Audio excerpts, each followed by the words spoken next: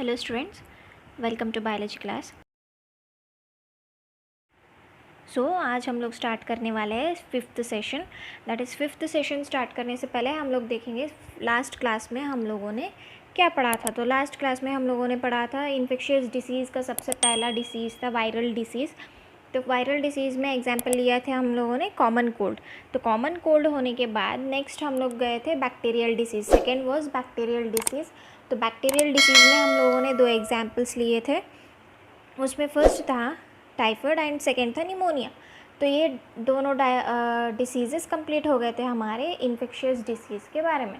And उसके बाद next हम लोग आज स्टार्ट करने वाले हैं that is fifth session. Fifth session में हम लोग देखने वाले हैं प्रोटोजोअन डिसीज़ेस।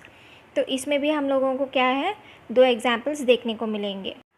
फर्स्ट है उसमें मलेरिया एंड उसके बाद एमियोबेसिस। तो प्रोटोजोअन डिसीज़ आज हम लोग स्टार्ट करने वाले हैं फिफ्थ सेशन में। So let's begin with this protozoan diseases. Protozoan diseases.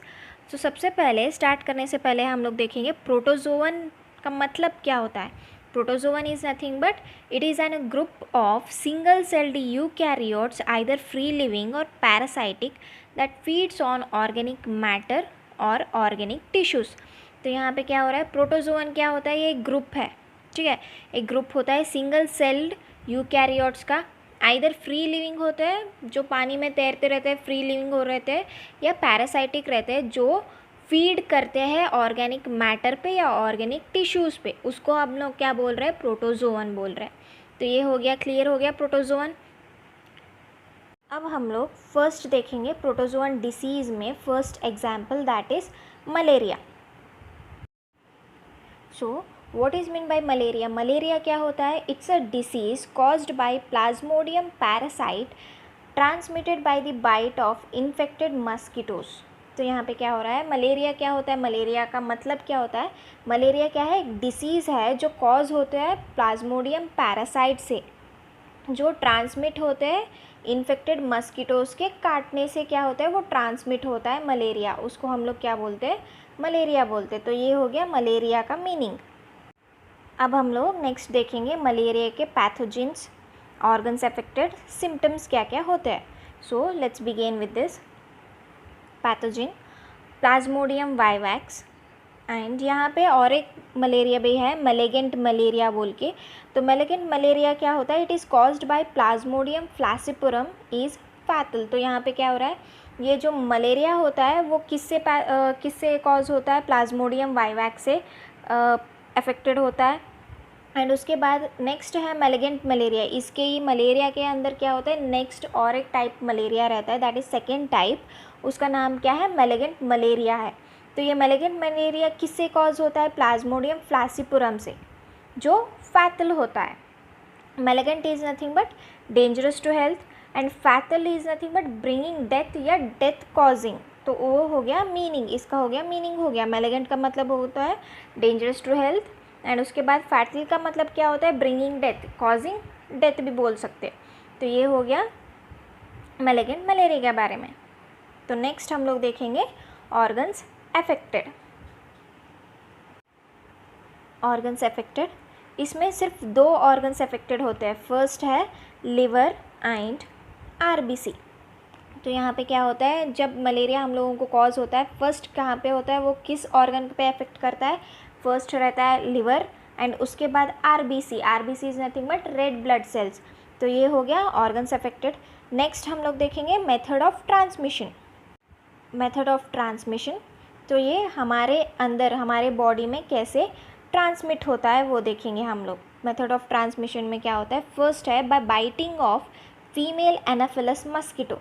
तो इसका मेन रीज़न क्या होता है, मेन ट्रांसपोर्ट सिस्टम कौन सा है यहाँ पे, मेथड कौन सा है, बाइटिंग ऑफ। तो यहाँ पे एक पर्टिकुलर फीमेल एनाफिलस मस्कीटो होता है, वो काटने से ही मलेरिया क्या होता है, हमारे बॉडी के अंदर एंट्री होता है। ऐसे मेल मस्कीटो हो या कौन से भी मस्कीटोस हो, वो काटने से क्या होता है, वहाँ पे मलेरिया नहीं होता है, हमारे बॉडी में मलेरिया कॉज नहीं होता है। जब फीमेल एनाफिलस मस्कीटो जब बाइट करता है ह्यूमन बॉडी पे, तभी क्या होता है, we will suffer from that malaria. ये क्लियर हो गया, ठीक है। तो नेक्स्ट हम लोग देखेंगे symptoms, and here the symptoms are, first है high fever and chill, second fever occur on every alternate day, third vomiting. तो सिम्टम्स क्या होते हैं, यहाँ पे क्या होता है, हाई फीवर रहता है, फीवर का टेम्परेचर कितना होता है, हाई रहता है, एंड चिल्स होते हैं, चिल्स इज नथिंग बट ठंडी लगती है, एंड सेकेंड है fever occur on every alternate day. तो फीवर क्या होता है वहाँ पे, एवरी अल्टरनेट डे पे अकर होते रहता है। अगर आप लोगों को अब फीवर है तो नेक्स्ट डे में क्या होगा, आप लोगों का फीवर नहीं होगा, कम हो जाएगा। तो एवरी अल्टरनेट डे पे क्या होता है, फीवर्स क्या होते हैं वहाँ पे आते जाते रहते हैं। तो उसके बाद नेक्स्ट सिम्टम है, last symptom, that is vomiting. Vomiting होते रहते हैं आप लोगों को जब आप मलेरिया से अफेक्टेड होते हो। ठीक है, इतना क्लियर हो गया। सो ये था मलेरिया के बारे में। तो इसका पैथोजिन कौन सा है, प्लाज्मोडियम वाइवैक्स। एंड उसके बाद सेकेंड टाइप का मलेरिया देखा था हम लोगों ने, that is malignant malaria. And उसके बाद method of transmission, organs affected, and lastly symptoms. So ये हो गया प्रोटोजोअन डिसीज़ का first example, that is malaria. उसके बाद हम लोग नेक्स्ट देखेंगे second example, that is amoebiasis. So here the next example of protozoan disease is amoebiasis. So सबसे पहले हम लोग क्या करेंगे, एमियोबेसिस का मीनिंग जान लेंगे, एमियोबेसिस का मतलब क्या होता है बोल के। ठीक है, एंड एमियोबेसिस क्या है, it's an infection caused by a certain amoeba called entamoeba histolytica. तो यहाँ पे क्या हो रहा है, ये जो एमियोबेसिस है ये क्या है, एक तरह का इन्फेक्शन होता है, एक तरह का इन्फेक्शन होता है जो कॉज होता है सर्टन अमीबा से। उसको हम लोग क्या बोलते हैं, उस सर्टन अमीबा से कॉज होने वाले को क्या बोलते हैं हम लोग, एंटेमीबा हिस्टोलेटिका बोलते हैं। And here entamoeba histolytica is the pathogen of amoebiasis. Clear हो गया इतना। नेक्स्ट हम लोग देखेंगे एमियोबेसिस के पैथोजिन के बारे में। Amoebiasis, and here the pathogen is entamoeba histolytica. Pathogen का मतलब होता है disease causing agent, that is called pathogen. And उसके बाद नेक्स्ट हम लोग देखेंगे ऑर्गन्स अफेक्टेड।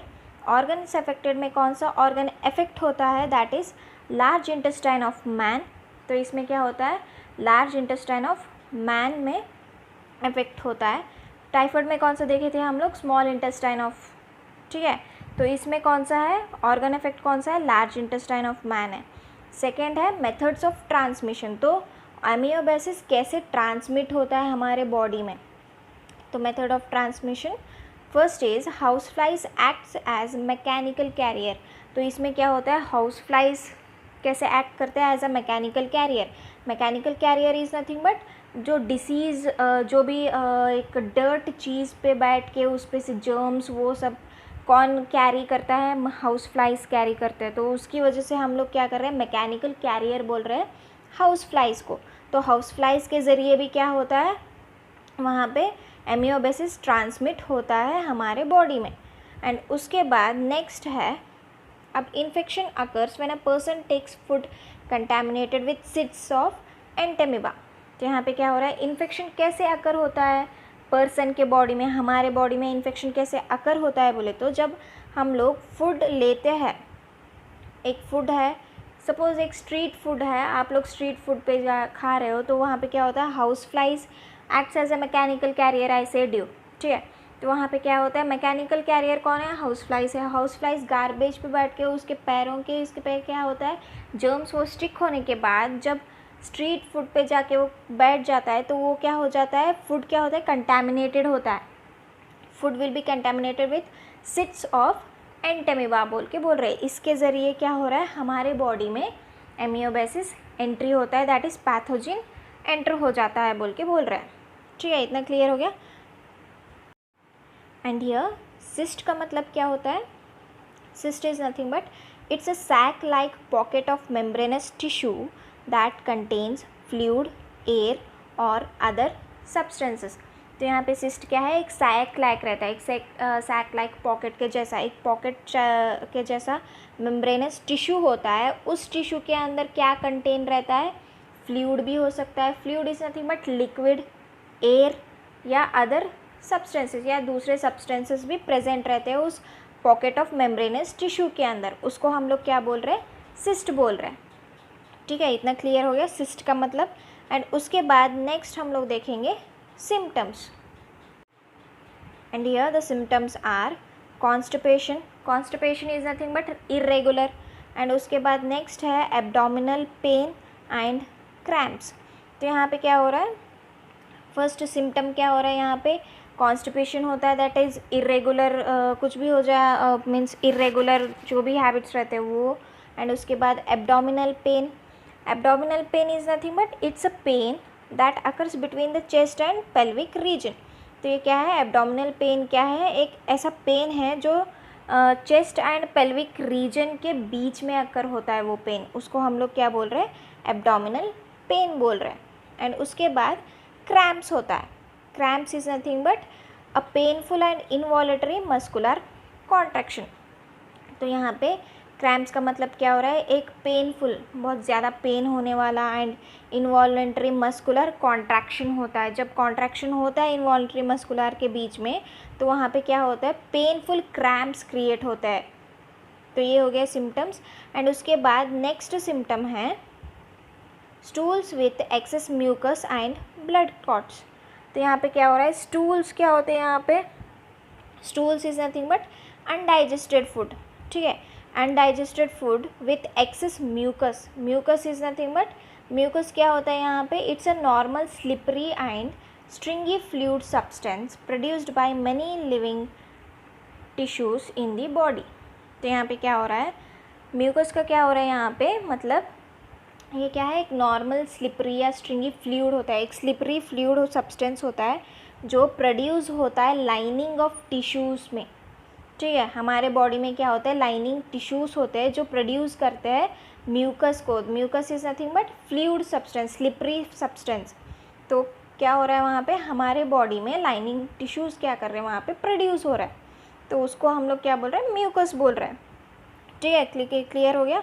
एंड उसके बाद नेक्स्ट ब्लड क्लॉट्स, उसमें क्या होता है, ब्लड क्लॉट्स होते हैं। Blood clots is nothing but blood वहीं पे जमा हो जाना, उसको हम लोग क्या बोलते हैं, ब्लड क्लॉट्स बोलते हैं।